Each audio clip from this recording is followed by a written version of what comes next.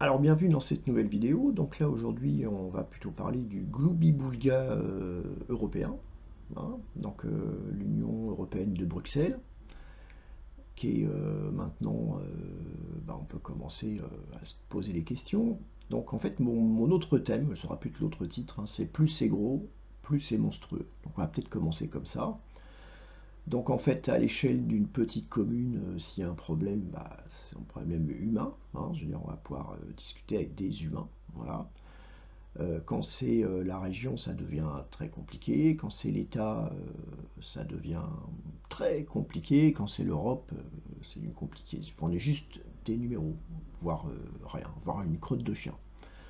Donc plus c'est gros, plus c'est monstrueux. C'est-à-dire plus la logique du pouvoir vient d'un immense globi-boulga, plus on se rapproche de 1984 d'Orwell, et plus la primauté du pouvoir vient du bas, hein, donc par exemple d'une municipalité, plus on peut parler d'humanité, hein. Donc là, je pense que c'est une notion qu'on pourrait déjà se poser.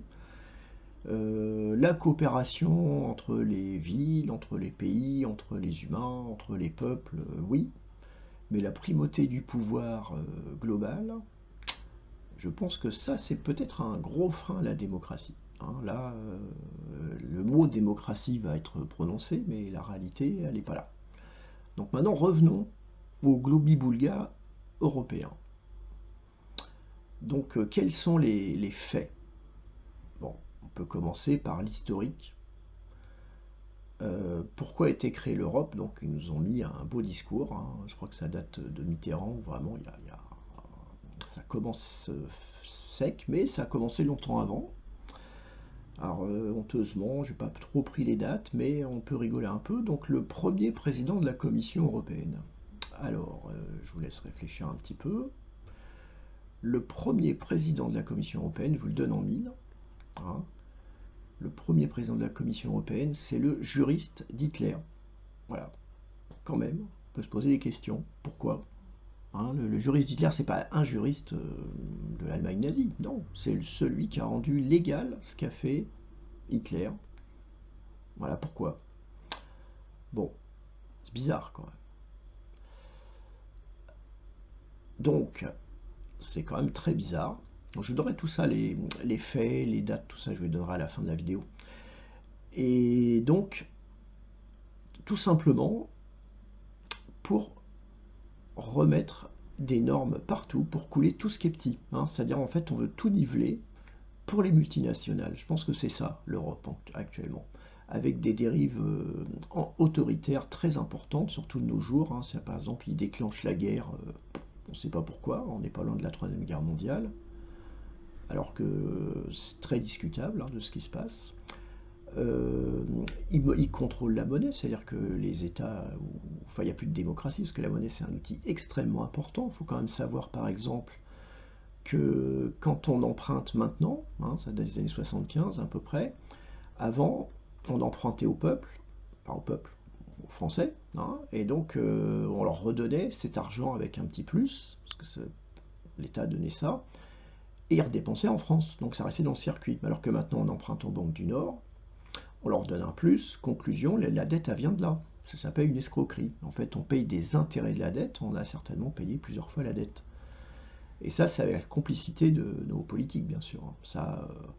Et donc ça, c'est grâce à l'Europe, hein. La destruction du service public, c'est grâce à l'Europe, bien sûr. Comme ça favorise les lobbies, hein, les multinationales. Par exemple, votre retraite, il va falloir prendre une complémentaire.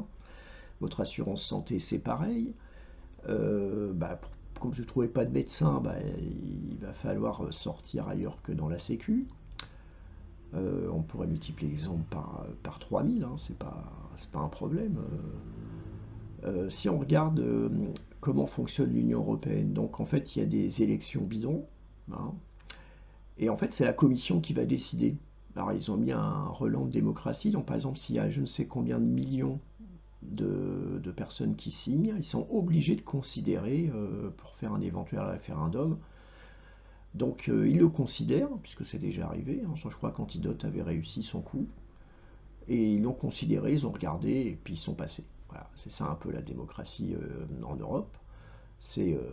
On en parle très peu, hein, et puis après on dit oh bah voilà, plus on n'en parle plus, voilà, et donc on continue à travailler pour les lobbies. Donc il suffit de regarder la crise du Covid par exemple, aucun moyen d'avoir accès aux contrats. C'est quand même hallucinant, c'est-à-dire ils font des milliards de contrats et on ne peut pas les voir, hein, les citoyens. Donc il n'y a pas de transparence non plus, c'est hallucinant.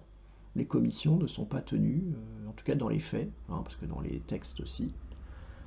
Une petite histoire aussi amusante, Ursula von der Leyen attribue des subventions à une usine, hein, 300 millions, les journalistes trouvent que c'était à son mari. Ah, bon, tout est normal. Ah, puis après, il continue à creuser, en fait, l'usine c'est une boîte aux lettres. Ah, bah, puis elle est toujours en place, je veux dire, puis on n'en parle pas. C'est hallucinant. Celle qui s'est retrouvée avec des valises de billets, c'était la seconde, hein, de l'Europe, pas de problème. On peut se poser encore une autre question. Ursula von der Leyen. Alors, si on regarde un peu son historique, elle a été virée du ministère de la Défense en Allemagne pour corruption active. Et on la retrouve président de la Commission européenne. Ça pose question. Bon, on se demande où est la démocratie. Là, dans cette histoire, l'argent, oui, on pourrait continuer, hein. Pour l'écologie, on crée les voitures électriques. Quel sens ça peut avoir? Pour l'écologie, je doute très fort. Bon, c'est certainement des milliards en jeu, hein, de corruption comme d'habitude. Donc, pour en revenir à notre thème principal, plus c'est gros, plus c'est monstrueux, moins les gens simples pourront en profiter, hein, puisque forcément c'est pour les plus gros. Donc les plus riches seront toujours plus riches et les pauvres toujours plus pauvres. Donc à votre avis, est-ce qu'il faut plus d'Europe? Alors en tout cas, c'est pas ma conclusion, mais bon, je vous invite à en parler dans les commentaires. Voilà, bon, j'espère que ça vous a plu, donc n'hésitez pas à faire des commentaires, à cliquer, à vous abonner, à partager aussi, hein, voilà, pour faire avancer un peu la réflexion sur la démocratie, hein. Voilà, donc à la prochaine, à bientôt.